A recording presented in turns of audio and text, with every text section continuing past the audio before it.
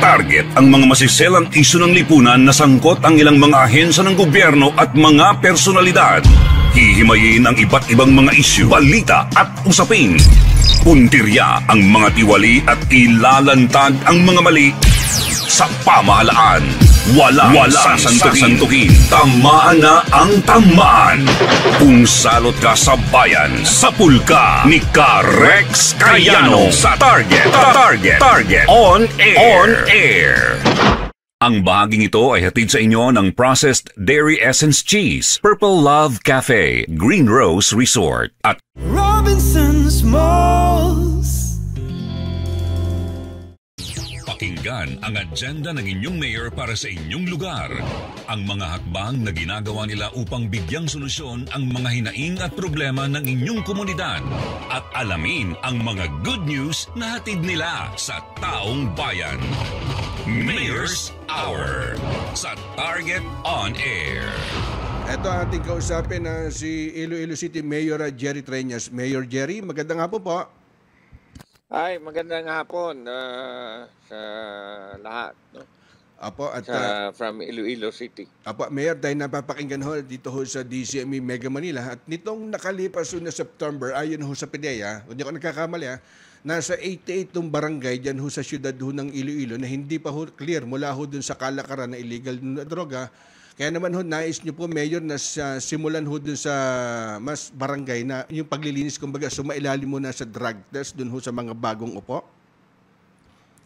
Yes, I am strongly encouraging and recommending that the new barangay and SK officials undertake a drug test. Unfortunately, it's not part of the law.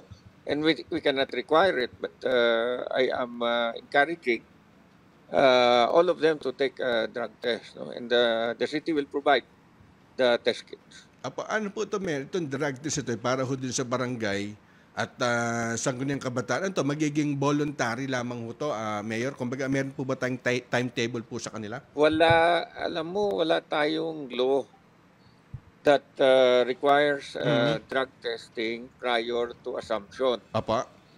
So, considering that there is no law that will require drug testing prior to assumption, hindi natin ma-require. It will now be illegal if we make it condition precedent. Halimbawa, Mayor, kung sakaling meron mag-positibo dun sa drug test sa bagong upo, then they will have to undergo rehab, and, until such time they can be they have a negative test. Then they will be part of the list of the PNP. Mayor, cambio naman ho tayo ng paksa at kamusta naman ano ho yung mga bagong programa ho natin dyan sa Iloilo City, Mayor? Maraming programa dito sa Iloilo City. Kakaano lang namin, we have been recognized by UNESCO as a creative city for gastronomy. Mga iba-ibang pagkain dito sa Iloilo.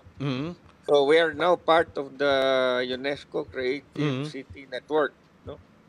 There are only 3 cities in the Philippines: Baguio for arts and Cebu for design. And now, kasama ng Iloilo for gastronomy. So, baka may time ka, punta ka dito, we will give you a gastronomic tour of the city. Mayor, paano nyo iniingganya yung mga local and foreign tourists na bisitahin yung sektor ng turismo dyan ho sa Iloilo City, Mayor? Alam mo, marami na ngayon conventions dito. We have a lot of conventions here. It seems that our campaign to make Iloilo a MICE destination has already given fruit. And there's a lot of conventions. Tomorrow there is another agriculture convention on cacao and coconut planters. National yan, national. So every week, almost every week, there is a convention here. Apa. We have been promoting Iloilo as a meetings in MICE destination conventions. Ang kagandahan ho kasi, Mayor, dyan ho sa Iloilo City, dito ho sa Metro Manila, kumbaga hindi ho lagi na pag-uusapan. Kumbaga siguro, kamusta po yung peace and order ho dyan? Kumbaga mababa ho siguro krimen dahil sa tulong na rin ho natin sa higher commando ng Philippine National Police, Mayor. Mababa ang krimen dito. And we make sure that everyone is safe. Okay, Mayor, baka meron ho kayong mensahe o message sa ating publiko gamitin itong programa po natin, Mayor. Well, I am inviting everyone to visit Iloilo. You will be visiting one of the UNESCO Creative City Network, no? For gastronomy. We have La Paz Batchoy, Pancit Polo, at saka iba-iba pagkain na hindi mo natikman sa ibang lugar. Siguro pag nadako ko dyan sa Iloilo City, Mayor, matitikman ho natin yan, mga specialty food ho dyan. Ang bahaging ito ay hatid sa inyo ng Robinsons Malls. Ang oras ay hatid sa inyo ng Central Mall. Sumainyo ang isa na namang makabuluhang edisyon ng Target On Air. Kasama si Ka-Rex Kayanong. Abangan muli bukas alas 3 hanggang alas 4 ng hapon. Kung salot ka sa bayan, ikaw ang isusunod ni Ka-Rex Kayanong na Target On Air. Nangunguna sa balita, impormasyon, musika, komentaryo at serbisyo publiko. Ito ang DZME 1530. Una sa kanan, ang himpilang may paninindigan.